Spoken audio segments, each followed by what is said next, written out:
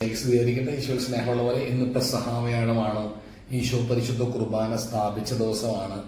എല്ലാ പള്ളികളിലും ദിവ്യകാരുണ്യ ആരാധനയുണ്ട്. ഈശോയുടെ കൂടെ ഇരിക്കാനായിട്ട് ഏറ്റവും കൂടുതൽ ദിവ്യകാരുണ്യ ഈശോയുടെ കൂടെ ഇരിക്കാൻ ഇടവക ദേവാലയങ്ങൾ അവസരം നൽകുന്ന ദിവസമാണ്. നമുക്കറിയാലോ, നമ്മൾ കഴിക്കുന്നത് നമ്മളായിത്തീരും, അല്ലെ?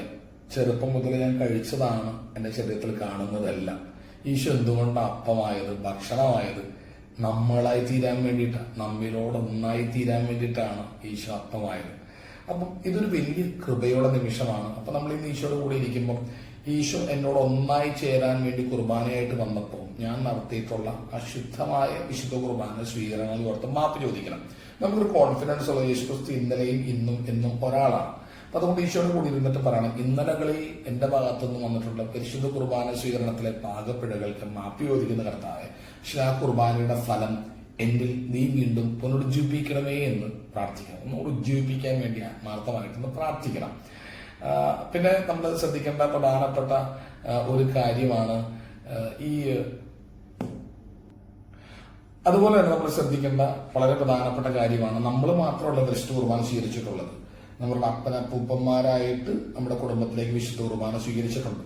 അപ്പൊ അതും കൂടി ഒന്ന് ഓർത്തെടുക്കണം. അതായത് എന്റെ പൂർവികർ ഇന്ന് പോലെ സ്വീകരിച്ച പരിശുദ്ധ കുർബാന, ഞാൻ എന്റെ അമ്മയുടെ വയറ്റിലായിരുന്നപ്പോൾ അമ്മ സ്വീകരിച്ച പരിശുദ്ധ കുർബാന, അവരുടെ കരം പിടിച്ച് ദേവാലയത്തിലേക്ക് പോയപ്പോൾ അവരിലേക്ക് കടന്നു വന്നിട്ടുള്ള പരിശുദ്ധ കുർബാന, ഈ കുർബാനയുടെ ഫലം മുഴുവൻ നമ്മുടെ കുടുംബത്തിലേക്ക് വരാനും അതൊരു ആന്തരിക സൗഖ്യമായിട്ട്, അതായത് എന്റെ ചെറുപ്പകാലം മുതൽ എന്നെ രൂപപ്പെടുത്തിയ നാൾ മുതൽ ഇന്നോളം വരെയുള്ള എന്റെ കാർമ്മമാർ നടത്തിയ വിശുദ്ധ കുർബാന, അതുപോലെ തന്നെ ഞാൻ സ്വീകരിച്ച വിശുദ്ധ കുർബാന, ഇവയുടെ ഫലത്തിന്റെ യോഗ്യതയാൽ എന്നിലുള്ള ആന്തരിക മുറിവുകൾ, ഇൻഹിബിഷൻസ് എല്ലാം സുഖപ്പെടാൻ വേണ്ടി കുത്തിയിരുന്ന് നമ്മൾ പ്രാർത്ഥിക്കേണ്ട ദിവസമാണ് ഇന്നത്തെ ദിവസം.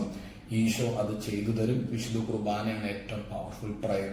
അതുപോലെ തന്നെ അതോടൊപ്പം തന്നെ ഈ കുർബാന പരികർമ്മം ചെയ്യുന്ന ഞങ്ങളെ പോലെയുള്ള വൈദികർക്ക് വേണ്ടി നിങ്ങൾ പ്രാർത്ഥിക്കണം. ഞങ്ങൾ നിങ്ങളെപ്പോലുള്ള സാധാരണ മനുഷ്യരാണ്, കുറ്റവും കുറവും ബലഹീനതയൊക്കെ ഉണ്ട്. പൗരോഹിത്യം സ്ഥാപിച്ച ദിവസമാണ്. പ്രിയമുള്ളവരെ, നമുക്കറിയാലോ, നിങ്ങളുടെ പ്രാർത്ഥനയാണ് പൗരോഹിത്യത്തിന്റെ വളരെ പ്രധാനപ്പെട്ട അടിസ്ഥാന ഘടകം എന്ന് പറയുന്നത്. ഇന്ന് ഞങ്ങൾക്ക് വേണ്ടി പ്രാർത്ഥിക്കുന്നതിന് പകരം ഞങ്ങൾക്കെതിരെയുള്ള പുറവിളികളാണ് കൂടുന്നത്. നിങ്ങൾ അതിന് പകരം ഞങ്ങൾക്ക് വേണ്ടി ഒന്ന് പ്രാർത്ഥിച്ചു നോക്കി, ഞങ്ങളുടെ ക്വാളിറ്റിയൊക്കെ കൂടും. അതുകൊണ്ട് ഞങ്ങളുടെ കുറ്റങ്ങളും കുറവുകളൊക്കെ ഒന്ന് മാറ്റി നിർത്തി ഞങ്ങൾക്ക് വേണ്ടി നിങ്ങൾ പ്രാർത്ഥിക്കുന്ന ഒരു ദിവസമാക്കി കൂടി ഇന്നത്തെ ദിവസം മാറ്റണം. പ്രത്യേകിച്ച് ഏതെങ്കിലും അഭിഷിക്തരിൽ നിന്ന് എന്തെങ്കിലും മുറിവുകൾ നിങ്ങൾക്ക് കിട്ടിയിട്ടുണ്ടെങ്കിൽ അവരെ സമർപ്പിച്ച് പ്രാർത്ഥിക്കണം. നിങ്ങൾ മുറിവേൽപ്പിച്ചിട്ടുണ്ടെങ്കിൽ ആത്മനാൽ പോയി മാപ്പ് ചോദിച്ച് നിങ്ങൾ പ്രാർത്ഥിക്കണം. ആ അഭിഷിക്തൻ അർപ്പിച്ച വിശുദ്ധ കുർബാനയുടെ യോഗ്യതയാൽ ഞങ്ങൾക്ക് വിടുതൽ തരണമേ എന്ന് പ്രാർത്ഥിക്കണം. അതുകൊണ്ട് കുർബാന കേന്ദ്രീകൃതമായിട്ടുള്ള ദിവസമാക്കേണ്ട ദിവസം മാറ്റണം.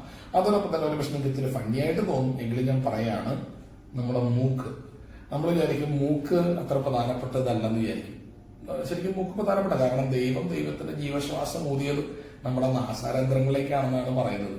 ഒത്തിരി കൗൺസിലിംഗ് കേസുകളിൽ ഞാൻ എന്നോട് പറഞ്ഞു കേട്ടിട്ടുണ്ട്. അതായത്, അച്ഛൻ ഞാൻ ഉപേക്ഷിച്ച ബന്ധമായിരുന്നു, പക്ഷെ ബസ്സിൽ യാത്ര ചെയ്തപ്പം അടുത്ത് വന്ന ഒരാളിരുന്നു, ആൾ ഉപയോഗിച്ച അതേ പെർഫ്യൂമാണ് എന്റെ പഴയ ചീത്ത ബന്ധത്തിലുണ്ടായിരുന്ന ആൾ ഉപയോഗിച്ചത്. ആ ഗന്ധം ഏറ്റു കഴിഞ്ഞപ്പം ഞാൻ നമ്പർ തപ്പി കണ്ടുപിടിച്ച് വിളിക്കാൻ തുടങ്ങി, വീണ്ടും ആ പഴയ ഭാവത്തിലേക്ക് വീണുപോയി.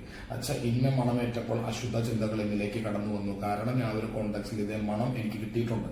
അതുപോലെ തന്നെ ചില മണം വെക്കുമ്പോൾ എനിക്ക് ദേഷ്യം വരാറുണ്ട്. എനിക്ക് ആ വ്യക്തിയുടെ ഓർമ്മ വരുന്നു, എനിക്ക് കലിപ്പ് തോന്നുന്നു, ഞാൻ പാപം ചെയ്യാറുണ്ട്. ഗന്ധം ഒരു ഡേറ്റ കൂടിയാണ് നമ്മുടെ മനസ്സിന്. അതുകൊണ്ടാണ് തോബിത്തിന്റെ പുസ്തകം 8:2 നമ്മൾ വായിക്കും, റഫേൽ മാലാഖ പറഞ്ഞതനുസരിച്ച് മത്സ്യത്തിന്റെ ചങ്കും കരടും എല്ലാം എടുത്ത് പുകയ്ക്കുമ്പോൾ ഈ സാറായിൽ നിന്ന് പിശാച് വിട്ടുപോകും നമ്മൾ കാണുന്നുണ്ട്. അതായത് ഗന്ധമേറ്റപ്പോൾ അതിന്റെ മണമടിച്ചുള്ള പിശാച് പോയി എന്നാണ്. ഇന്ന് നമ്മൾ ദേവാലയത്തിലായിരിക്കുമ്പോൾ വെഞ്ചിരിച്ച കുന്തിരിക്കത്തിന്റെ ഗന്ധമൊക്കെ നമുക്ക് കിട്ടും. അതുവഴി നമ്മൾ നമ്മളുടെ നാസാരന്ധ്രങ്ങളെ ശുദ്ധീകരിച്ചുകൊണ്ട് പ്രാർത്ഥിക്കണം. ഈ നാസാരന്ധ്രങ്ങളേക്കാണല്ലോ കർത്താവിന്റെ ആത്മാവിനെ നിവർശിച്ചത്.